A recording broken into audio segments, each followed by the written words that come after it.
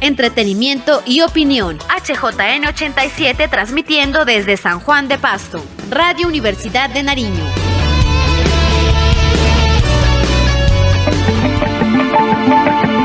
Esta es la radio alternativa del Valle de Atriz, 101.1 FM Estéreo, Radio Universidad de Nariño.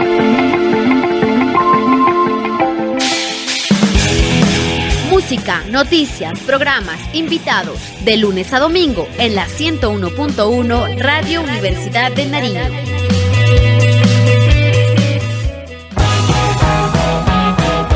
Alma Mater lleva a la Universidad de Nariño a tu casa. Actualidad universitaria, educación pública, docencia, investigación y proyección social son Alma Mater. Escúchalo todos los miércoles a las 9 de la mañana por la 101.1 FM Estéreo, Radio Universidad de Nariño.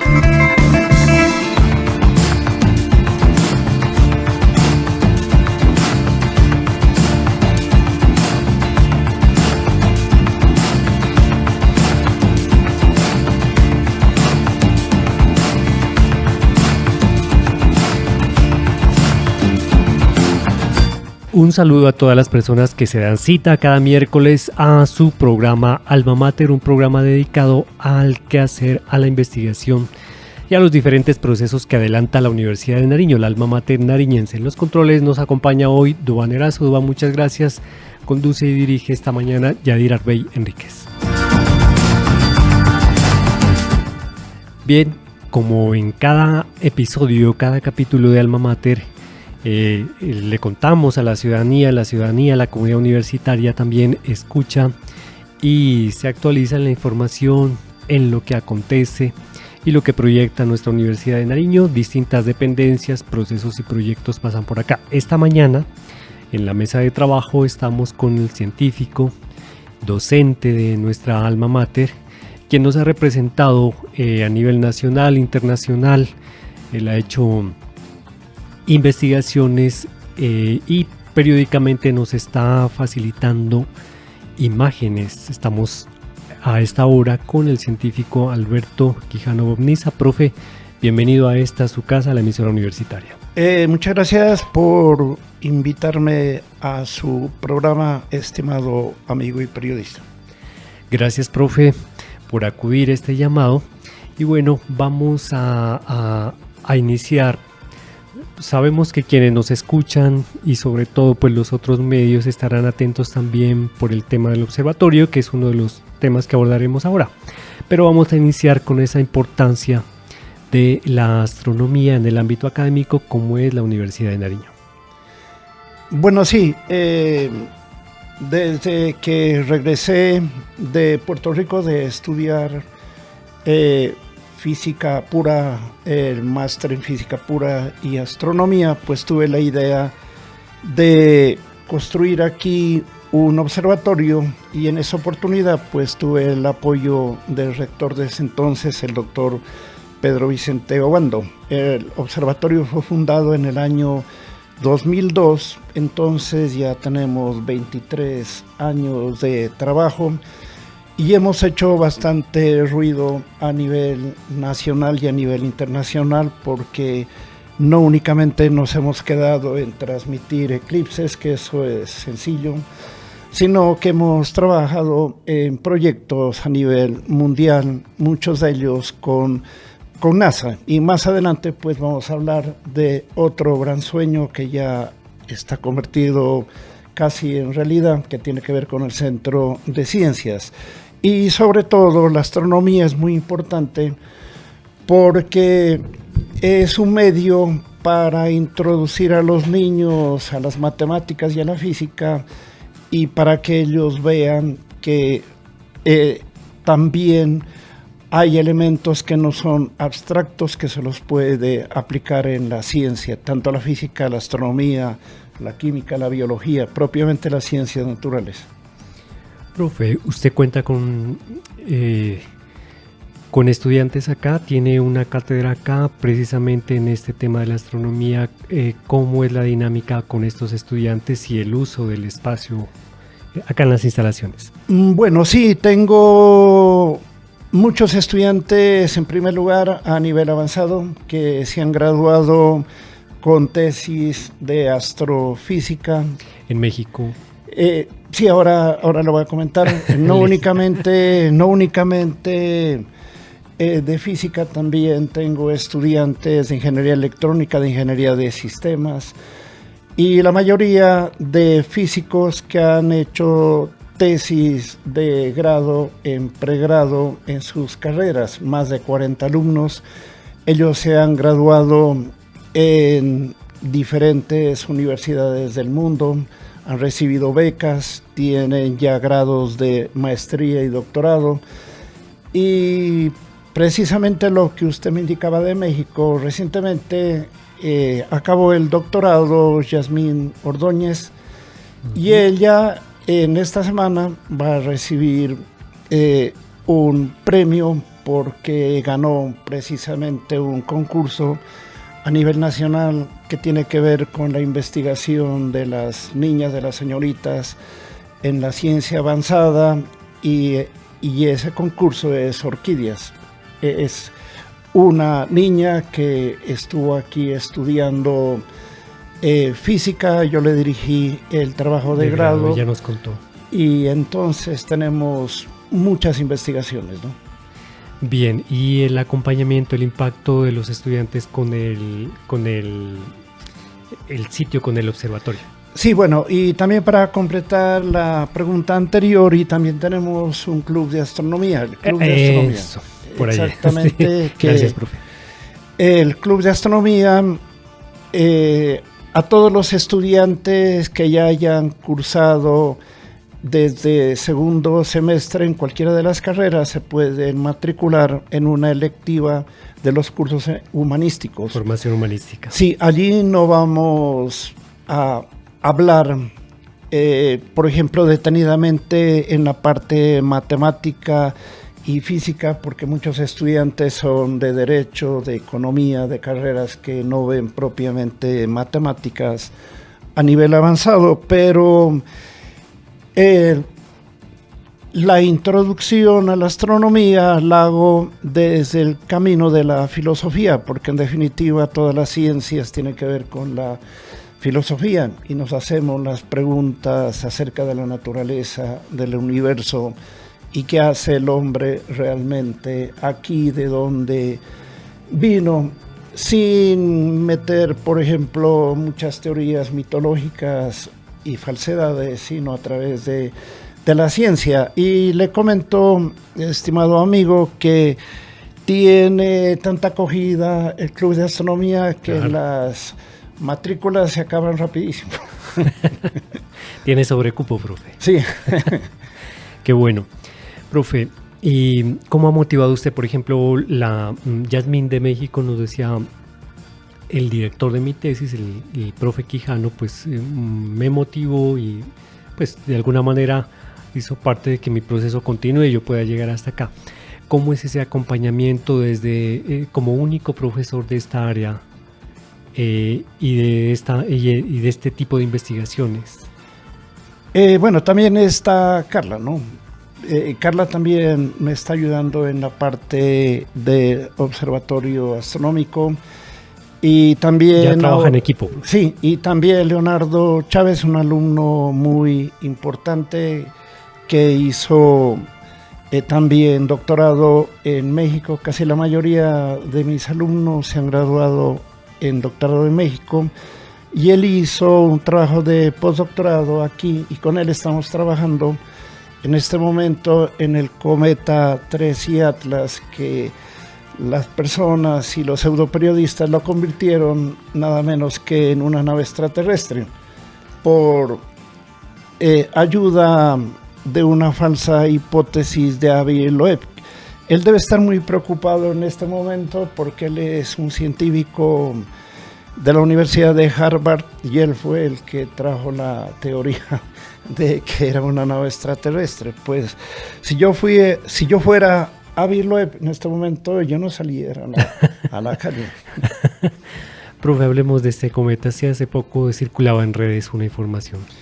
Sí, desafortunadamente, ¿cuál es el problema que hay ahora en las comunicaciones. Ustedes están haciendo una comunicación científica, cultural, verdadera, artística.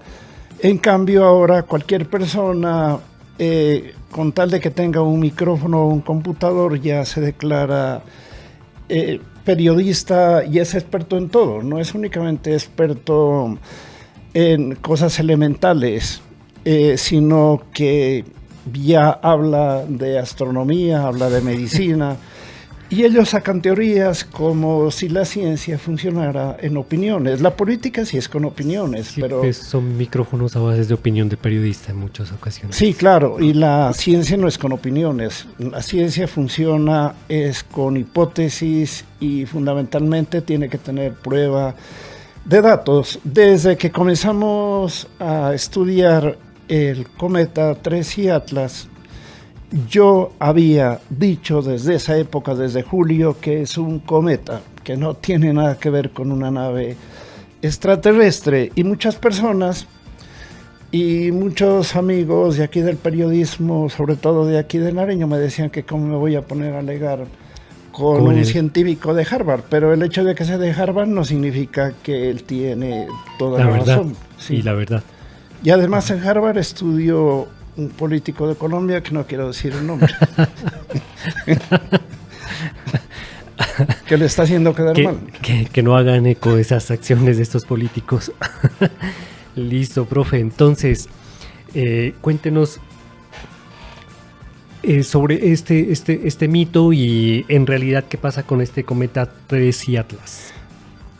Bueno, sí, antes de contestarle 3i Atlas, que se me estaba quedando una pregunta que me hizo, yo creo que he influenciado mucho a mis estudiantes porque les demuestro con ejemplos.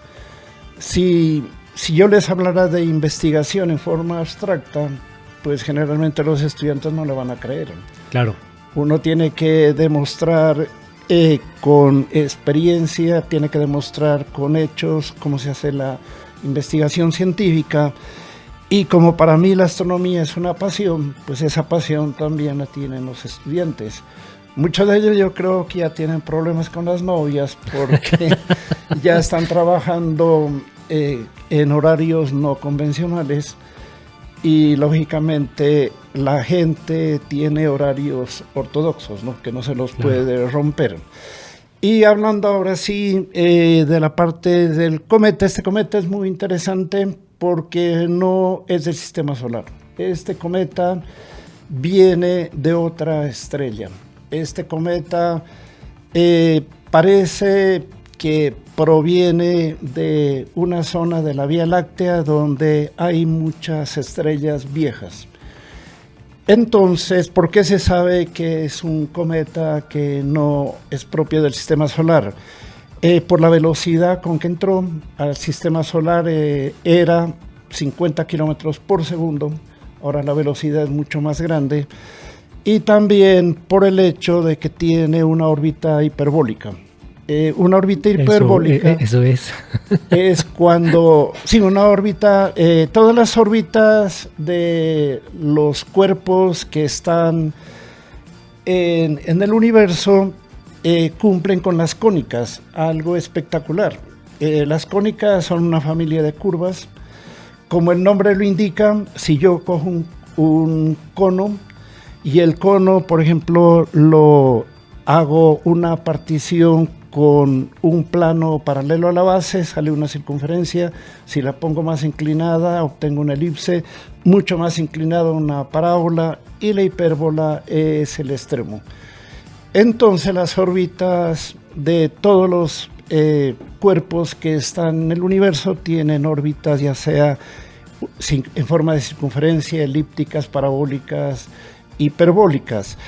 Los planetas tienen órbitas elípticas.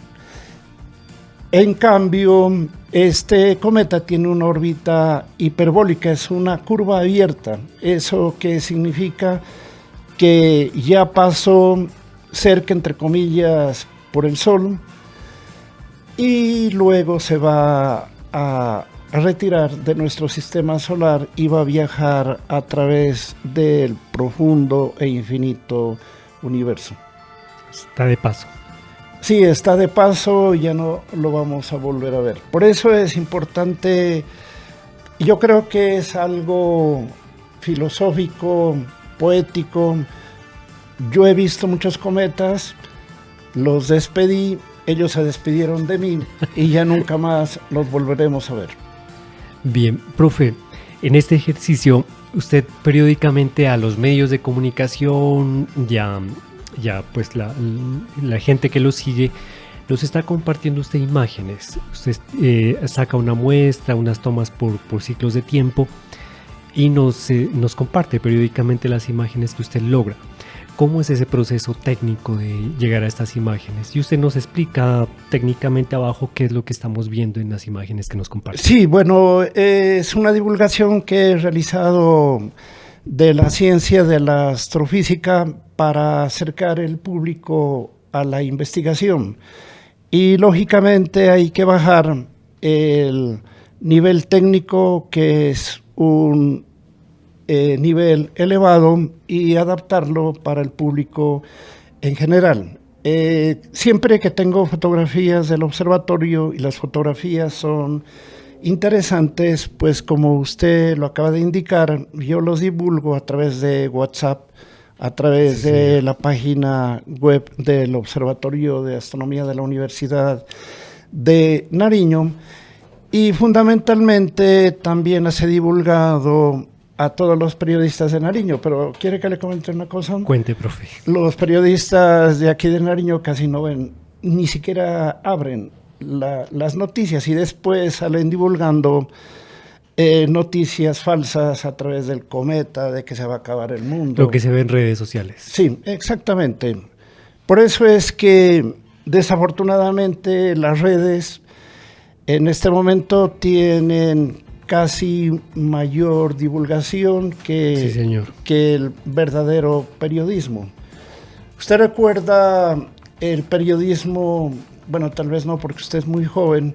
Le voy a hablar del periodismo de los años 70, 60, 80, cuando los periodistas de verdad eran equilibrados en la información, y las cadenas que hay ahora, por ejemplo en Colombia, transmitían las noticias sin estar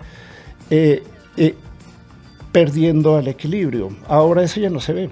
El rigor, se ha perdido el rigor. Sí, claro, y se ha perdido el rigor científico, porque en este momento muchos, yo los llamo pseudoperiodistas porque no son periodistas, lo que hacen es copiar de internet y pasan la noticia, y generalmente pasan con las horas de Europa.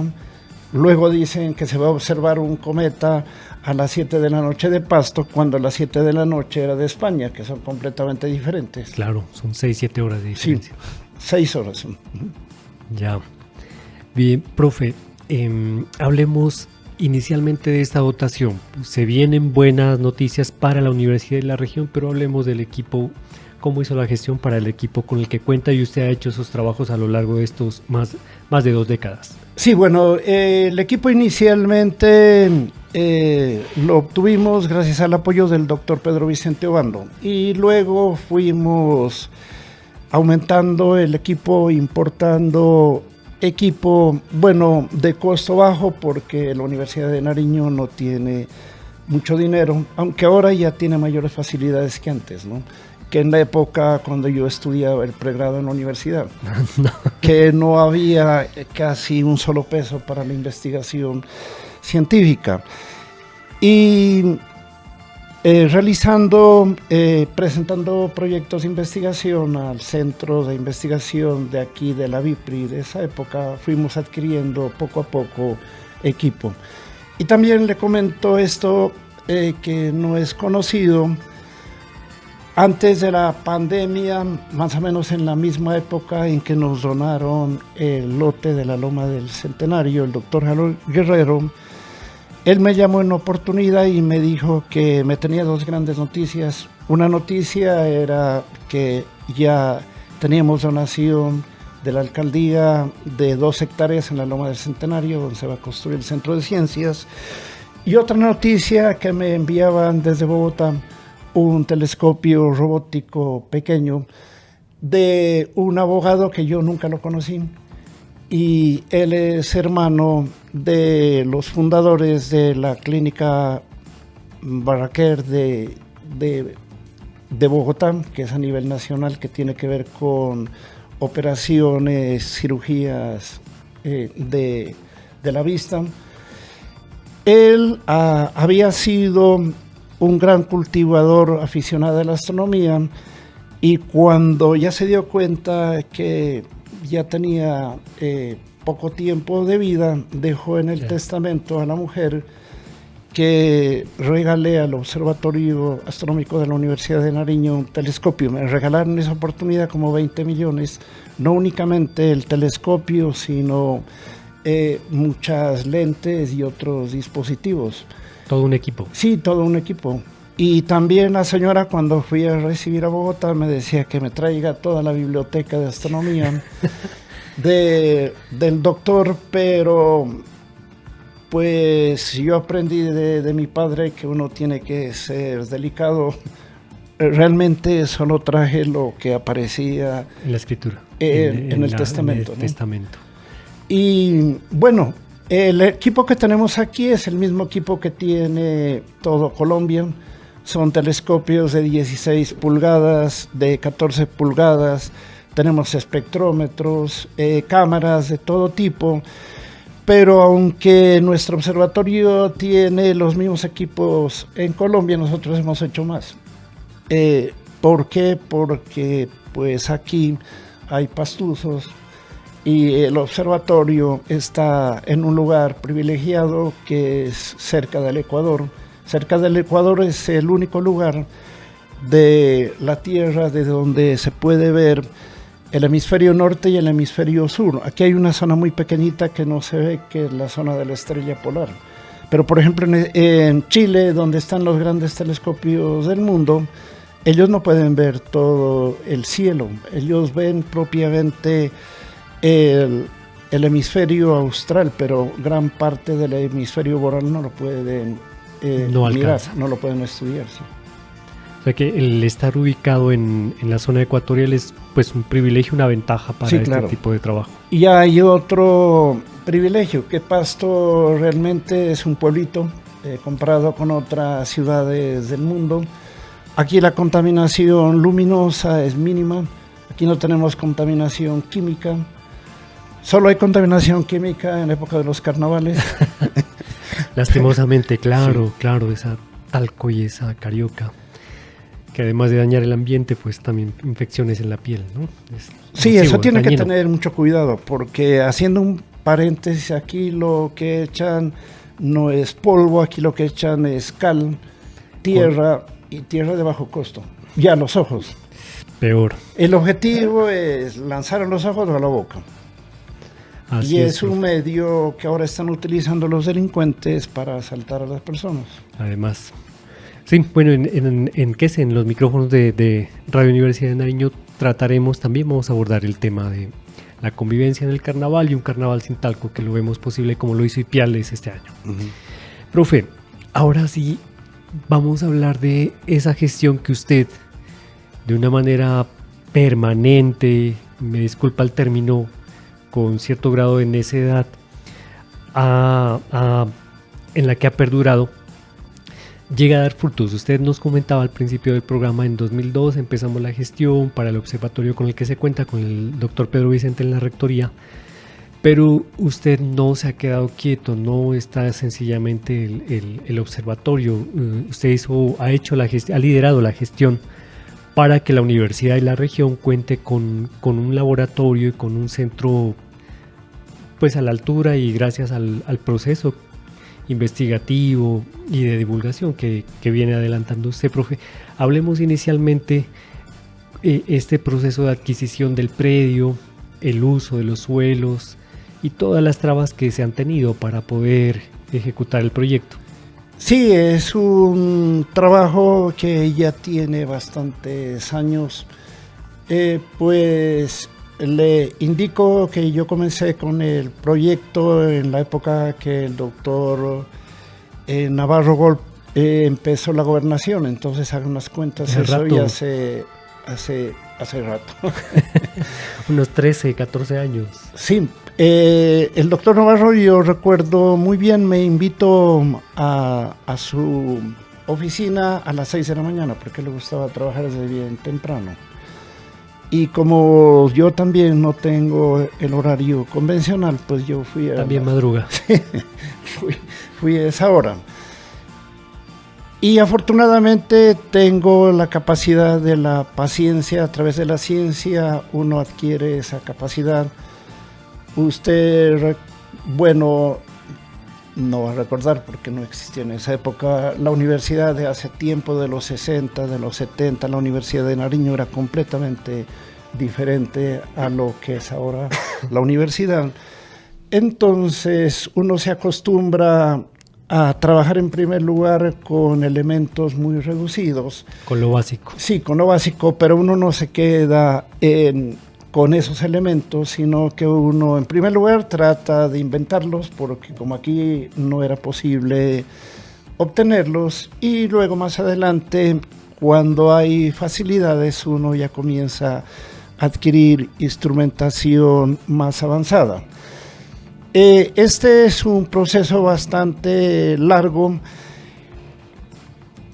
Siempre me escribe un doctor de NASA, el doctor Mario Pérez. Él es científico chileno que trabaja en NASA. Él dirige misiones espaciales.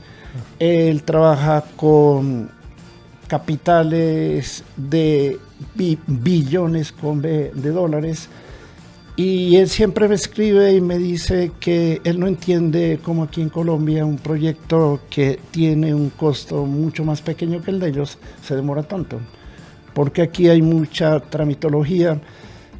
Y antes de que me olvide, por ejemplo, el tiempo que más hemos perdido es aquí en Pasto.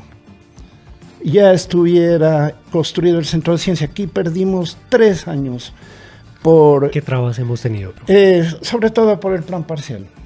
Ya. El plan parcial, es decir, que teníamos que sujetarnos a que todos los del plan parcial estén de acuerdo en elaborarlo. Se nos demoró 3 años. Entonces no fue culpa nuestra. El plan parcial lo hace la alcaldía. Sí, claro, el plan parcial lo hace la alcaldía y tienen que ver todos los propietarios sectores, de los lotes. Los predios. Ajá. Y ese es un lío. Afortunadamente eso ya se resolvió, también le comento. Cuando ya se aprobó lo del plan parcial, ¿cuál fue el siguiente problema? Que todos los que pertenecen al plan parcial tienen que contribuir con una fiducia para gastos generales, ¿no? Por ejemplo, para gastos de la carretera, gastos de lo que tiene que ver con las conexiones hidráulicas, las conexiones eléctricas, adaptar mucho mejor la zona para todas las personas que tienen propiedades allí cerca. Y la universidad, como era la primera que pertenecía allí, tuvo que dar un dinero que no recuerdo, fue bastante grande, como fiducia, y ninguna empresa de aquí comercial, ningún banco quería darle la fiducia a la Universidad de Nariño. No le quiero decir por qué ellos no querían eso, no, porque se me puede revivar la úlcera que por ese fenómeno se me puede haber generado en mi organismo. Después de mucho tiempo, por ejemplo, había un banco que nos decía que sí, que nos iban a facilitar para la fiducia, y luego pasaba 1 o 2 meses, nos decían que no, que desde Bogotá les dijeron que no. Todas las empresas bancarias nos dijeron que no, menos una empresa que no recuerdo exactamente el nombre, pero no es muy bien conocida. Ella ayudó a la Universidad de Nariño y se demoró mucho tiempo en obtener la fiducia. Sin la fiducia, que es un dinero que tiene que colocar pues la Universidad de Nariño en el plan parcial, no hubiera progresado realmente la participación de la universidad en el plan parcial, ¿no? O sea que hubo una donación de un predio, pero hubo que invertir. Sí, claro. Fue como comprarlo. de algún modo, ¿no? Pues le comento lo siguiente, con la doctora Marta en alguna oportunidad hablábamos que hubiera sido mucho más rápido comprar un lote por aparte, ¿no? Porque el tiempo que perdimos por el plan parcial fue muy grande. Y además teníamos que estar con variables de otras propiedades, ¿no? Y cada propietario tiene sus intereses. Bueno, pero ya por fin la fiducia ya fue aprobada para la universidad. El plan parcial también ya fue aprobado.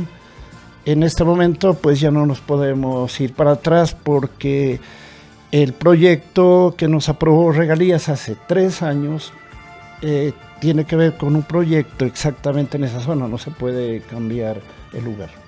Ya, de esta loma del Centenario que se tiene, pues divide la cuenca del acueducto, tenemos un sector hacia el norte y un sector hacia el suroriente. ¿En qué sector está ubicado de esta loma? Está ubicado en la parte más bonita para las personas que están escuchando este programa.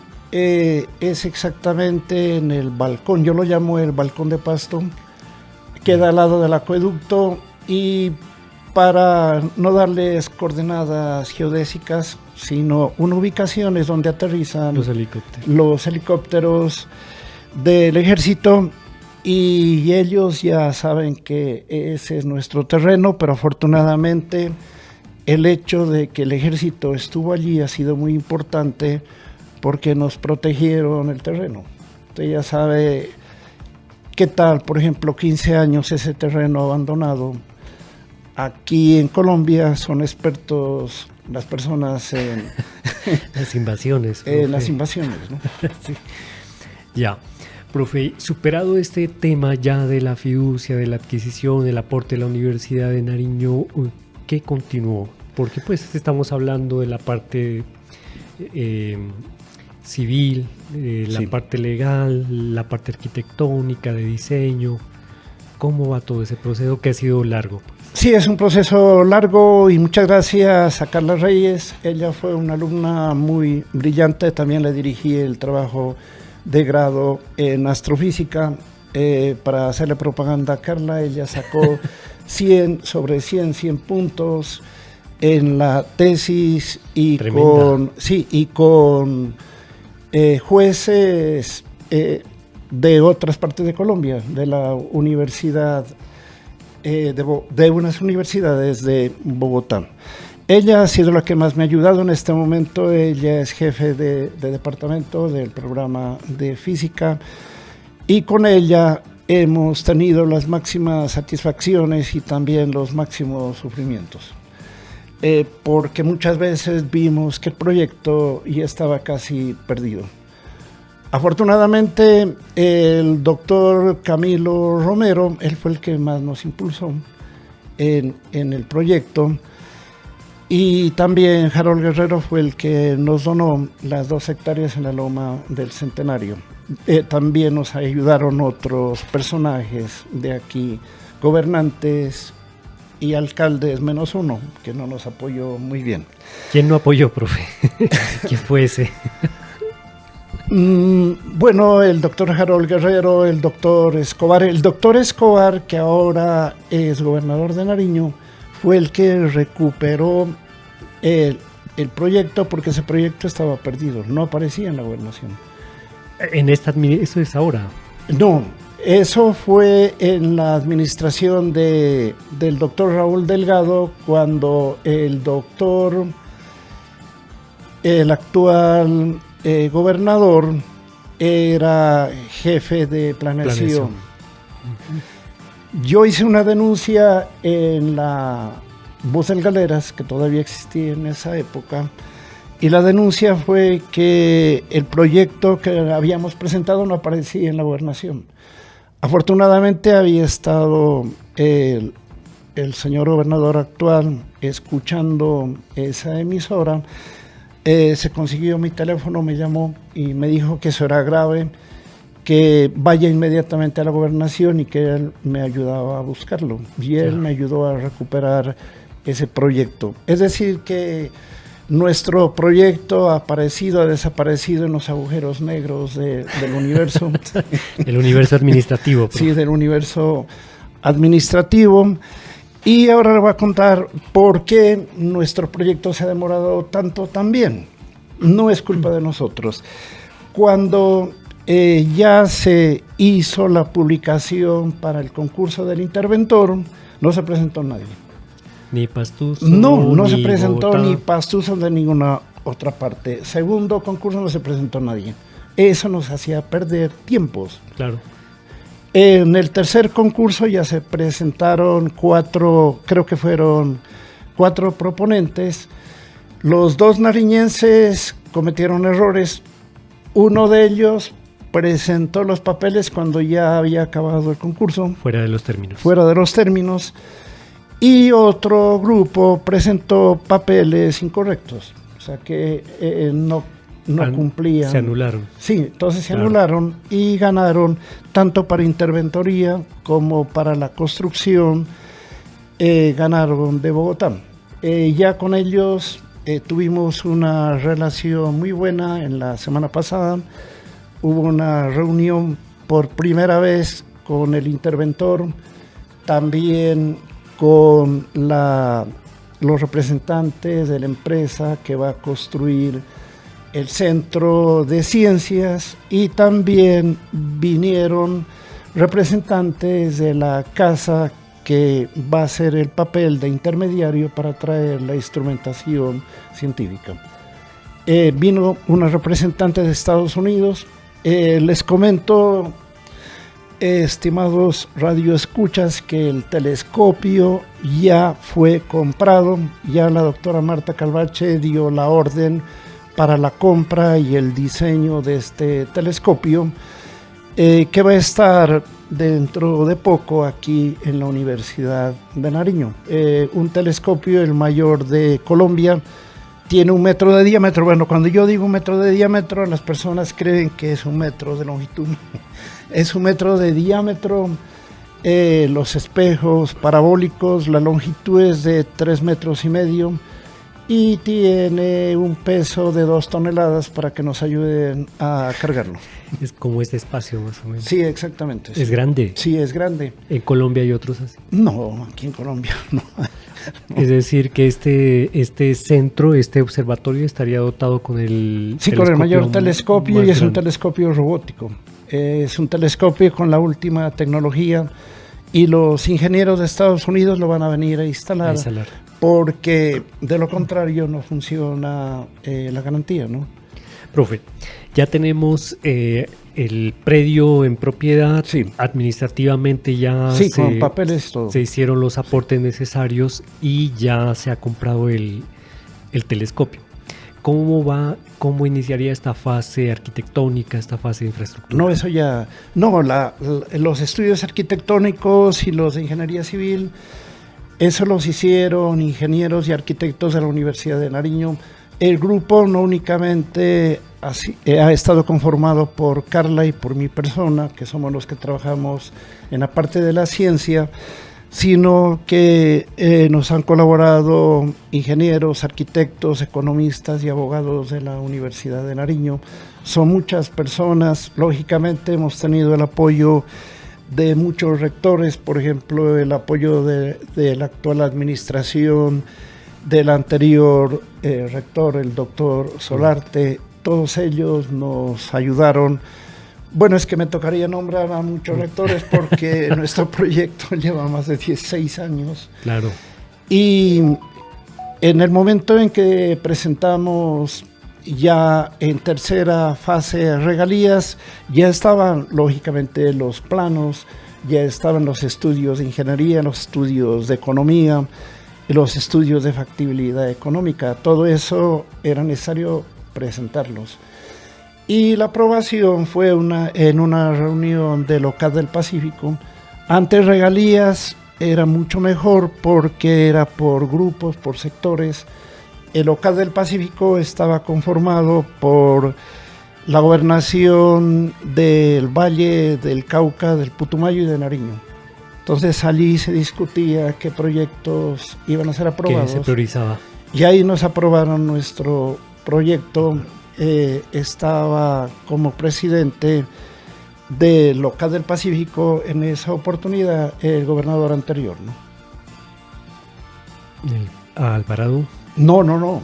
El doctor Rojas estaba. Sí. Ajá. Bien, profe. Entonces, ¿qué proceso viene? Ya estamos finalizando este 2025. Sí. ¿En qué fase iría para este 2026, que prácticamente inicia? Ya, esa es una pregunta muy importante y antes de contestarle, si me voy por otro camino, me la vuelve a hacer. Listo. Porque quiero hacer hincapié en lo siguiente. Por allí, a través de las redes, yo no soy amigo de las redes, han hecho circular que el proyecto del Centro de Ciencias es un elefante blanco. Así son los enemigos de Pasto. ¿Y de dónde son los enemigos de Pasto? Son de Pasto. Han hecho circular que ya la plata está perdida, que nunca hemos tenido dinero, que simplemente es un cuento que hemos divulgado aquí en la Universidad de Nariño.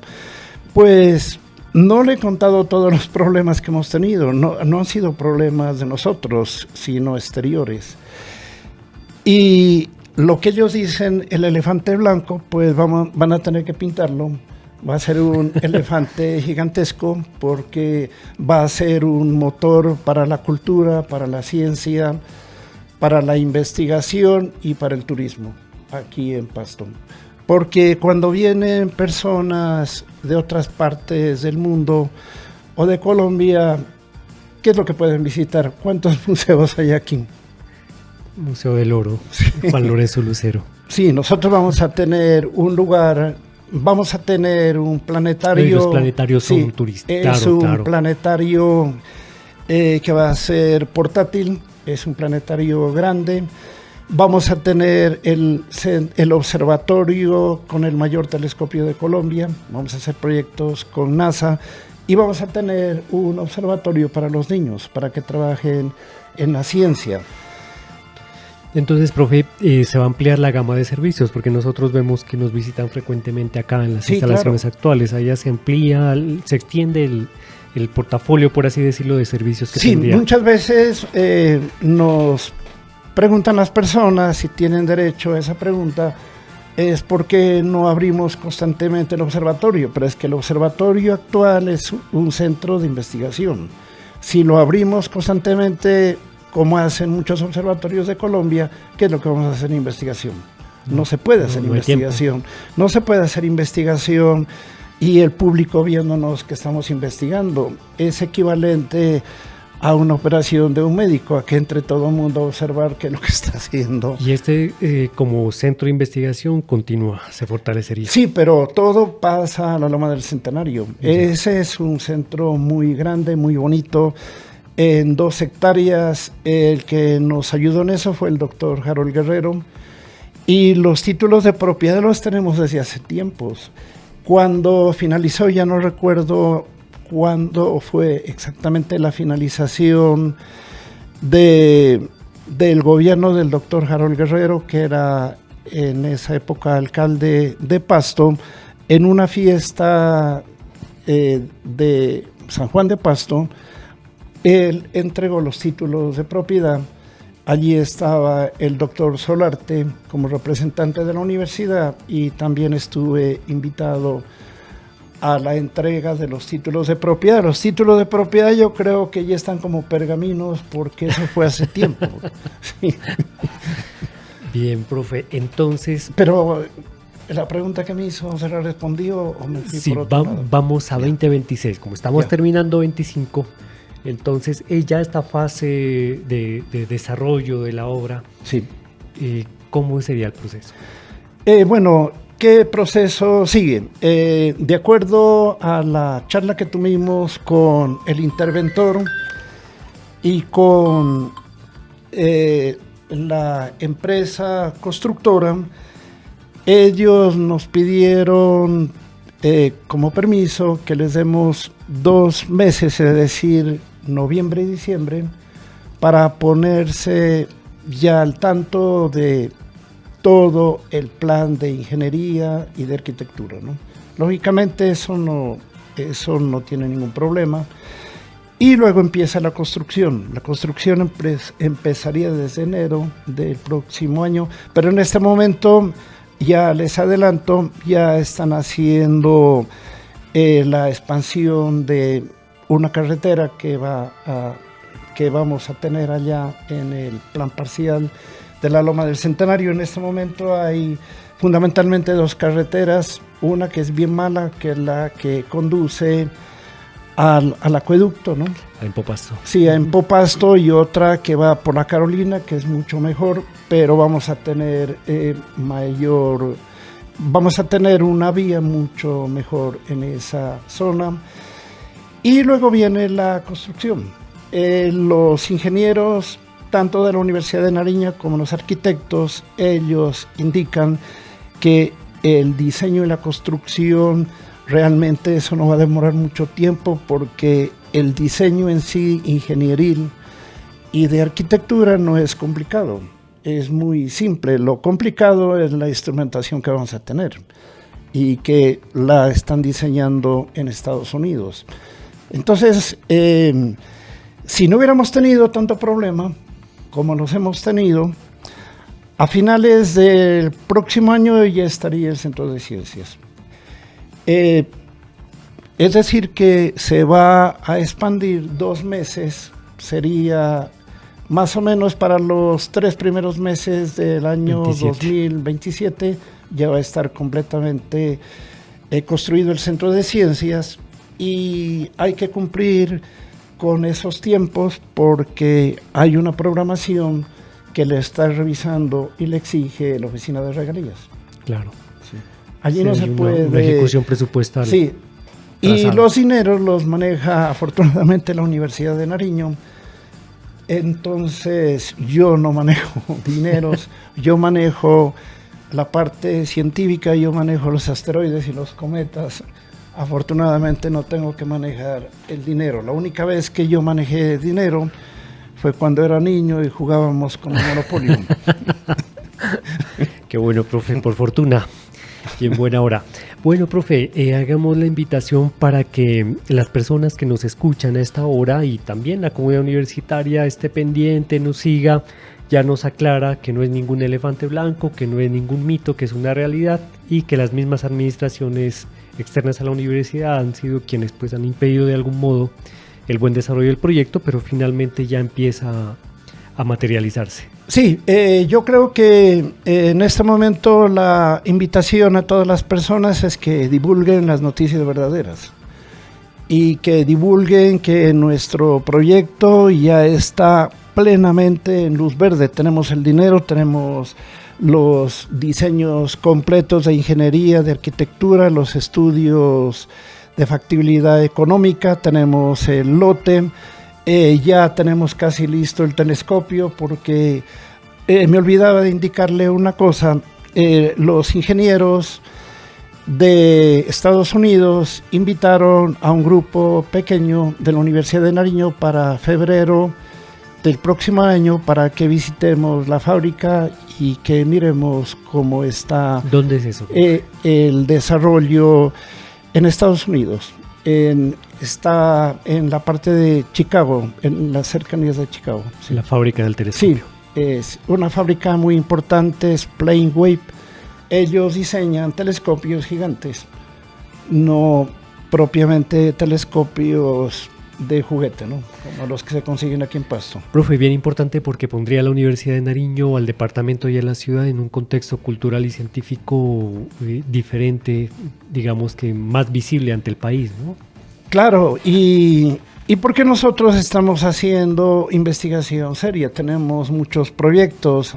A mí me han invitado científicos de otras partes del mundo a participar en proyectos a nivel internacional, por ejemplo, de simulacros de colisión de asteroides con la Tierra, simulacros de colisión de Apophis, hemos trabajado con el telescopio espacial Hubble. El doctor David Ardila, que trabaja en el Jet Propulsion Laboratory, él me invitó en una oportunidad a que trabajemos paralelamente con el telescopio espacial Hubble.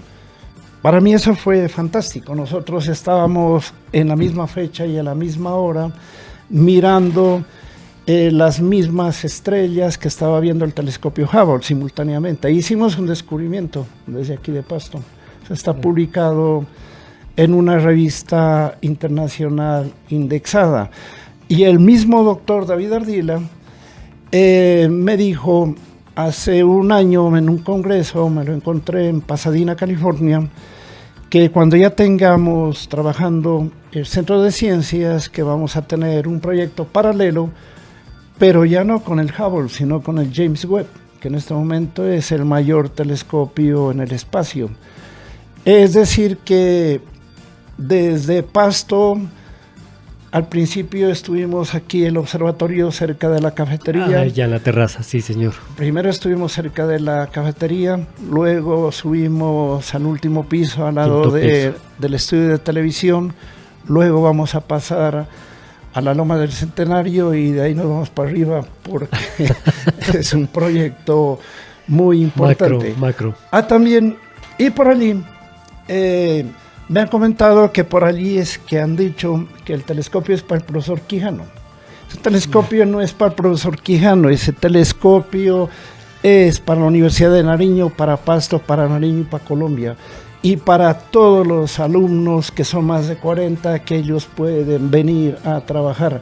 No necesitamos importar científicos de aquí de Colombia. Tenemos muchos científicos de aquí en la astrofísica, y cuando yo desaparezca y vaya a otras dimensiones del universo, pues hay mucha gente que ha seguido los caminos por el sendero de las estrellas. Profe, muchas gracias por haber acudido a este llamado en Alma Mater. Seguramente estaremos durante este año que nos queda de proceso de materialización haciendo más programas, dándole información certera, información veraz sobre este proceso a la ciudadanía. Muchas gracias por acompañarnos en Alma Mater. Sí, muchas gracias. Y es muy conveniente que hagamos periódicamente informes, ¿no? La puerta abierta, de cómo profe. va. Bueno, muchas gracias y los felicito porque este estudio está mucho mejor que varias emisoras de aquí de Pasto. Sí, señor, le damos un agradecimiento a la doctora Marta Sofía González. Precisamente ella fue quien nos apoyó para que mejoren las condiciones laborales y la prestación del servicio de radio acá en Nariño con estos estudios modernizados y con la tecnología. Nos acompañó en los controles Dubán, muchas gracias. Un agradecimiento al equipo de trabajo y como siempre en Alma Mater nos vamos a despedir con una canción. Esta vez no son artistas locales, esta vez desde Costa Rica nos acompañarán esta semana la banda Flor de Doppler. Entonces vamos a escuchar de Flor de Doppler, quienes se presentarán mañana en la noche acá en Pasto, ya en las redes sociales, y estarán ellos también acá en los micrófonos de la emisora universitaria haciendo la invitación. Vamos a escuchar Antes del Amanecer desde Costa Rica, Flor de Doppler.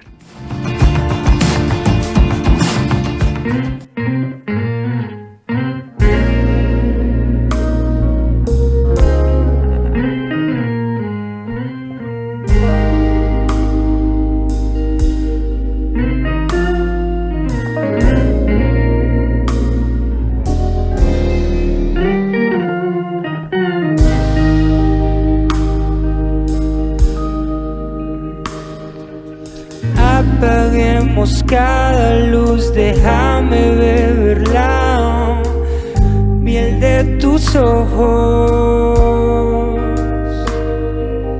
Tu silueta me transforma en algo que no sé reconocer. Palabras atravesadas me hacen parecer un poco torpe. Pasan los segundos al revés. Enséñame a abrirme a tus senderos, este cuarto empapado. Poco a poco voy perdiendo el miedo a tu inmensidad. No he encontrado una mejor excusa para que puedas quedarte. Me quedo callado antes de amanecer. Burlaremos al tiempo, pasajeros de un tren que va rompiendo el cielo. Tu aroma on my way acaricia mis venas. No tengo Dios ni ley con tus besos. Sos mi selva de estrellas. Hágale, Pablo.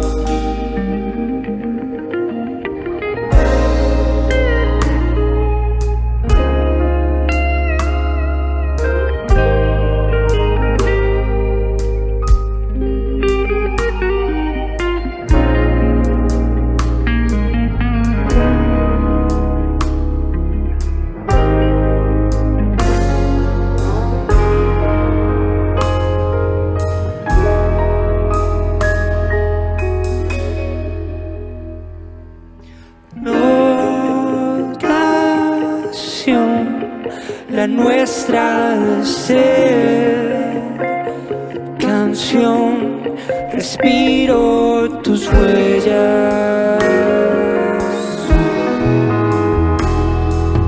Derretiste mis paredes y dejaste ver cada color.